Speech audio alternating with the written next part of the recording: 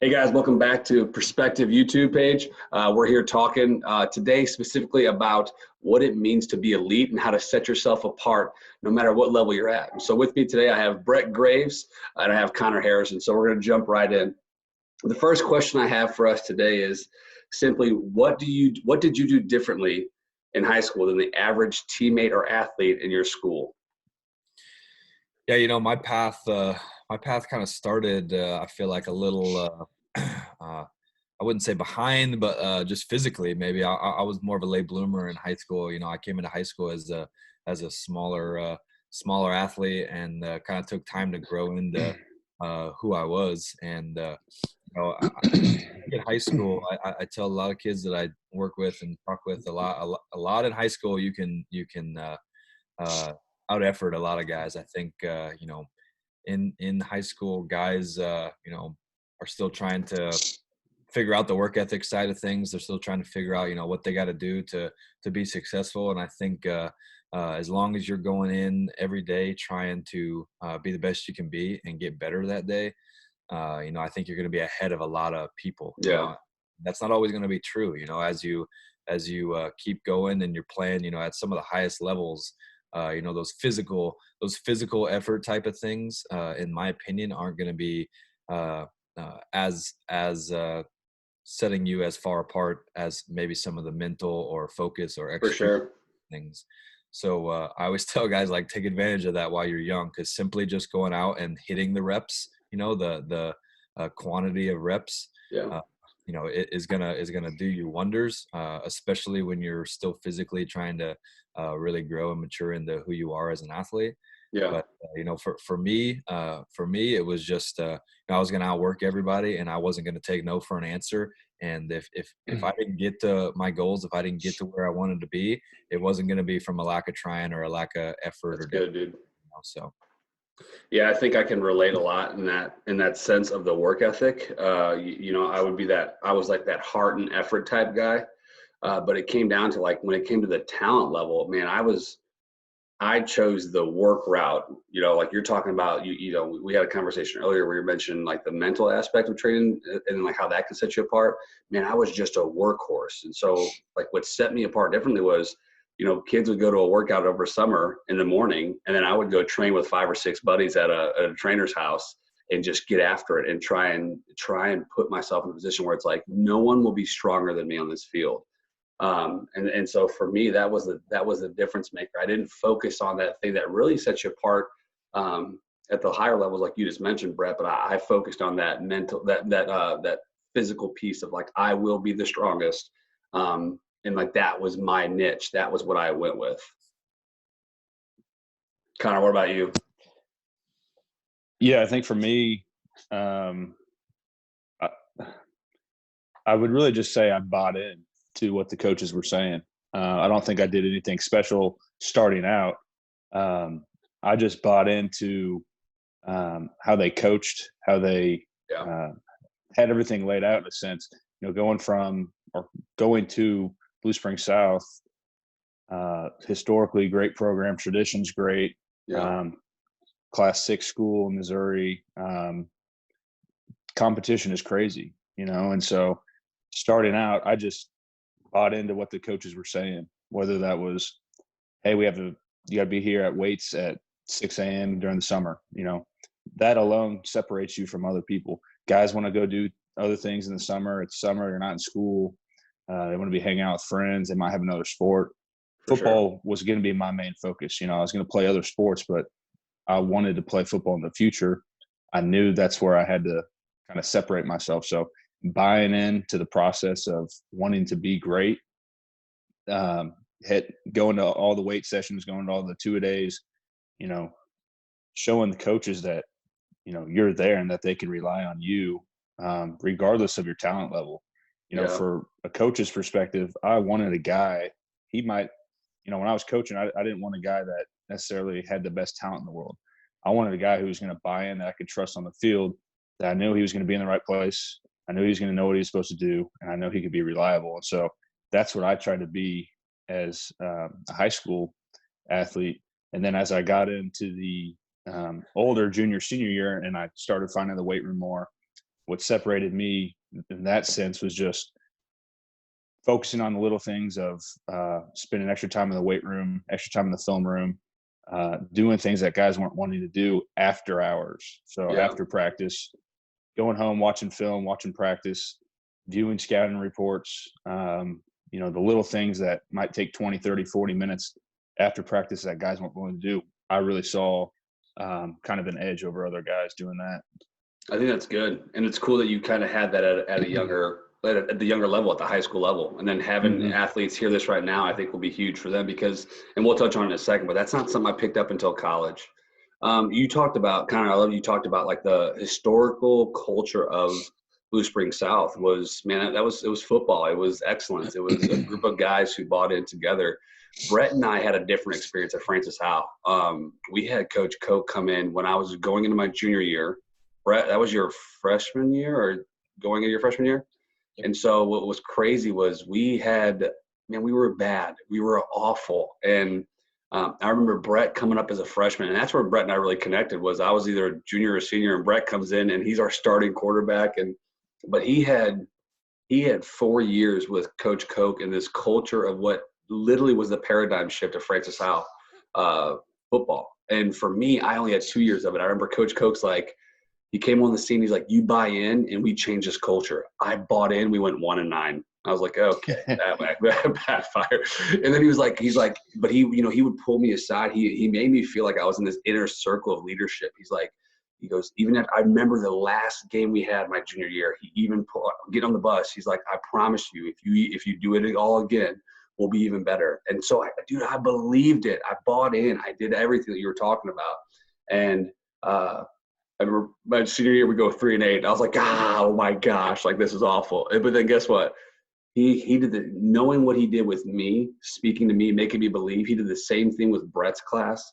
And Brett, I don't want to steal too much of the thunder with it, but like the next year they go 8-3. The next year they go 9-2 or whatever, and then they go to the Dome. And it was like, oh my gosh, man! Like, although I wasn't a part of that big level success, I was a part of that foundational process that built that. And it's part of what you're just talking to and what you're alluding to, Connor. So that's good. Yeah.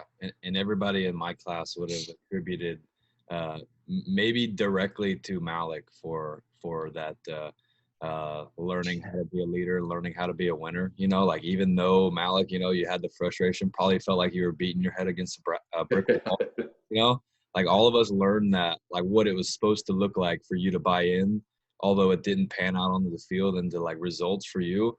Like one of the most tangible examples we had was Malach Radigan freaking running all over the field and not say and die until that, you know, until the ticker hit 0, you know, and even though a lot of times it didn't turn out, you know, in your favor, all of us were standing around like still watching that, you know, and still learning from that. And honored by that, bro. Thank you. Honored by that.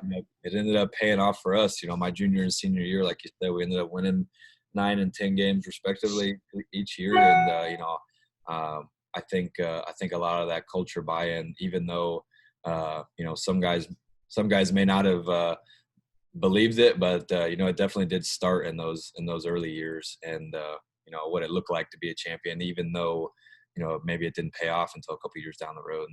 I love that, man. No, that's a good word. Thanks for that. Yeah, and now this next question I have for us is, in college, what did you do differently? Now, I know and some of these answers might be similar, so you could just kind of like share that, but I'm just going to start real quick. I know for me, it was way different. I got to Lindenwood University and I was like, weight room only. And it wasn't until like my sophomore year where I had a coach who's like, hey, you're an awful athlete. I was like, oh, wow. And I'm not gonna name drop here, but he challenged me to be great. Connor, in the same category as you, he was like, if you don't put in X amount of hours of film watching yourself and critiquing your skill, you will not get better. And I remember meeting this dude going into my junior season of college. It transformed the way I played. It gave me confidence. It allowed me to be more comfortable in the field. And part of that came from film study. You had to watch film of your position, of your sport, and knowing what you were doing.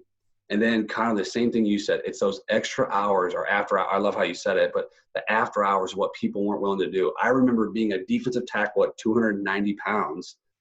I would then go to the football field with Andrew Helmick, our stud receiver, literally legendary receiver at Lindenwood. and he would have me on the field doing footwork drills. We'd be running the stadium stands and all that stuff. And like that stuff, no one did. I remember like when it was hotter than heck. I mean, it was so hot, but I would be on the field in the middle of the day in a sweatshirt and sweatpants, working my footwork drills, doing some slide conditioning on my own because I wanted that. I wanted to be great. I wanted to be that person who set himself apart. I came into Lindenwood as an NAIA athlete, right? 245 pounds, like, what is college football? And then by my junior year, we're now in the Division II powerhouse. And I'm like, that's a grown man. That's a mammoth across the line for me. And so I trained and tried equipping myself to be that, right? And so I knew that I had to do something to set myself apart because just the workhorse mentality wasn't it. That film study came into play. The nutrition and fueling your body came into play. So much, and recovery came into play. So much of that changed me I'm like, if I would have known this in high school, I don't know where I would have been, but like, I'm like, oh my gosh, I just could have been so much further if I would have done this in high school. What about you guys? What was different in college? I think for me, kind of to echo off that since we both went to Lindenwood, but I think coming into Lindenwood, as far as my class goes, I felt like I was already a step ahead of everybody just because of the program I went to. I remember doing those first conditioning drills and guys in my class were hands on their knees, couldn't breathe. And I was sitting there just like, not necessarily like I was in better shape than them, but I just had that mental and physical toughness to push through. Love that. Something that was coached at South was, no hands on your knees, like keep each other up. And so looking around at some of those guys that didn't have that program culture that we did, I felt like I was already a step ahead of them. And then as far as kind of the older guys, I flocked to you guys, you, Helmick, Wes. I can see the guys that I wanted to be like from a work ethic standpoint, from a standpoint of just how you guys were as teammates, leaders. And so I knew I had to surround myself with guys that I wanted to be like. And I think that's true with anything in life. You got to surround yourself with like-minded people. And so, as you know, with college athletics, there's always guys that, they're not bought in. They want to kind of just coast and hang out and enjoy the college experience. And I wanted to be the best athlete, the best student, the best person, the best leader I could be. So flocking to you guys and kind of just following what you guys were doing, kind of separated myself there, and then continuing to do that when you guys left. And seeing how you bought into little things, seeing how the weight room is such a huge deal, that just made me want to continue to do that and to be better and better and better. And so that's kind of how I continue to separate myself from guys, and then just continue to learn about nutrition, recovery, and seeing success doing that, translating to the field. It only made me want to do it more and more and find other ways to continue to get that edge on guys. So that's kind of what separated me in college. Yeah, I think that's really good. I love that perspective too. Brad, what about you, brother? You definitely, we were at a Division II level, which is still, that's the biggest thing right now. And I think with my high school athletes is like, they all think they're going D1 and they don't know what that distinguishing difference is, or they downplay Division II. And I'm like, as an educator, I'm like, I want to strangle you, but I can't legally. But, even knowing what Connor's been through his experience and my experience, Brett, what was that like for you at a Division I level where that's what kids' aim is, that's what the goal is? But what was that like for you, man? Yeah, my take on that is as you guys as athletes keep going up this chain of levels, as you keep going, everything's going to become much more skill based, much more refined, and much more detailed. So the natural progression, I think, for everyone, and I fell into this big time, especially my background of just effort. I was just going to work hard. I was just going to, I was trying to be who I was, but I was trying to just put all my effort, put all my physical effort towards every game. And my way of getting in a big situation with runners on base, pitching, was just that I was just going to like try to throw this fastball as hard as I could and strike you out with it, and a lot of times in high school, I was good enough to overcome those situations, or my effort was good enough to Yeah, overcome. for sure. And now it's not even close, like especially like pitching, football's going to be a little different, but things like baseball and golf and different sports that are really skill specific, effort's actually pretty counterproductive, to be honest with you guys. When I try harder, a lot of times things don't go my way. And college was like a slow learning curve like that for me. My freshman year, I wasn't very successful. And then, my freshman summer, I started figuring stuff out. By the time I came back for my sophomore season, I worked my way into, the second in the rotation. Yeah. And then, we had a stud pitcher that year, ended up getting drafted in the top of the second round. And then my junior year, I ended up being like our Friday night, number one pitcher. But it was just kind of like a slower, progression for me, I think, mentally, to adapt to that. I can't out effort, a situation that, and I would just say that as far as any like progression of levels, when Yeah. you're going from any level, high school to college, whatever level it's at, and then college to professional, and then on up through, the minor league ranks all the way up to the big leagues.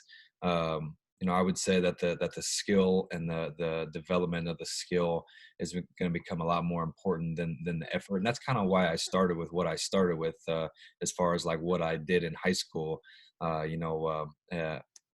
I think it should be a foundation. Like right now, I wouldn't say I've lost any of that. I've got a little bit different of technique maybe than what I would have had in approaching that.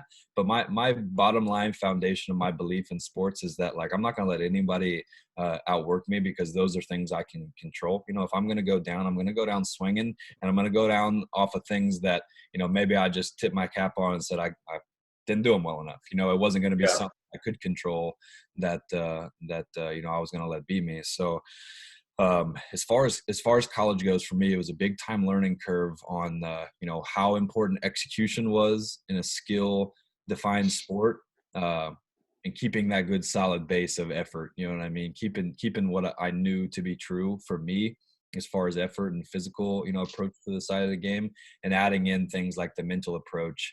And, really working on like my delivery, really working on my command of my pitches, and not just, the effectiveness of them. Effectiveness, when I talk to young pitchers about effectiveness, it's more about how the shape and the break, and, and how late I can get it to move when it gets to home plate, things like that, and that's really all I like cared about in high school, was throwing like a really nasty pitch. Yeah. And now it's just as important where that pitch goes as how nasty it is, because some guys that can hit really well, they can hit those nasty pitches, but it makes it harder on them when they're in like really good zones. So it just to speak to it a little bit, it was more skill based instead of just the physical and effort based stuff that I was really focused on in high school. I love that. It's funny, I keep on saying perspective. I'm like, I love that perspective when that's our brand. But man, to me, it shows you the difference. Like, right. And oftentimes I'm hearing you, and I just, dude, the respect I have for baseball players, like Sissel. I remember one of our high school coaches, he'd always be like, you could be 50%, like you could be halfway, or you could be failing and you're still successful. And I'm like, that would mess with me mind. That would mess my mind up. Like when baseball players have this routine and all these things that go on. And so it's cool to see inside your brain a little bit of what that looked like, that mental process looked like, because then you can break it down way differently for a football player, like in Connor's position as a middle linebacker, having to be that quarterback of the defense and know everything that was going on, so many different things. And then I think of me as a D lineman, it's like reading shoulders, or, reading direction of linemen moving. And it's just like it's just there's so much more that goes into it than that effort piece that you guys are all talking about. So that's some good stuff, man. And here's what I love. We're gonna kind of conclude with this. The movement here is, we have a unique perspective. Brett, you're training kids, which is awesome. Connor got to go back to his high school at Blue Springs South and coach in that aspect and give back. I got to go back to Francis Howell High School, where I graduated, and played ball with Brett. And now I'm at one of our sister schools, Francis Howell Central. But like being back into the coaching realm, I want us to kind of speak on that next time. And so I just think it's a really, really cool opportunity that we got to play, get all these experiences, and then come back and give to those kids stuff that we didn't have. And so that's what we'll get to next. But one thing I do love that I want to finish with is I have a saying in my classroom, on my laptop, my kids know it all the time: change the culture, change the world. And what I mean by that is, like, you guys got to think, we all started, and I go back to high school really as like the foundational period, but we all started in high school and we were affected some way, shape, or form in high school. Like, those coaches and teachers influenced in some way. And then we changed that culture at our school. We were a part of that culture change. And then we went on to our own separate areas. Brett, you to Mizzou, me to Lindenwood, Connor to Lindenwood. And then we took what we learned there and changed the culture there. And then we left those schools. Brett, you're now, you're playing with the Florida Marlins. Connor, you were in the NFL on a couple teams. Me, I'm still in St. Charles. But like, we then got to then go and share those experiences and influence other lives. And so I tell kids all the time, if you change the culture where you're at for the positive, you can change the world for the positive. And it's just kind of cool to see how we've all gone different areas, still holding true to those values and those core beliefs that we have, and trying to give back, or still trying to influence our families or our workplace and all that. So, fellas, I appreciate you guys so much. Any last words before we close out from you guys? Oh man, I think that was great. Thanks for setting it up. I think some of the insight, especially a lot of this stuff's not one sport specific. I think that's really important, is that a lot of this stuff can be applied across multiple sports, and that's kind of what we're shooting for. Yeah, I love it, man. I love it. Connor, anything from you? Or are you good? No, I'm good. I think you hit the nail on the head. I think culture and buying in, and those are all keys that set yourself apart in athletics, but also in life. And so find those coaches, find those guys that are doing that, gravitate towards them, and continue to change the world. For sure, man. Hey, you guys are awesome.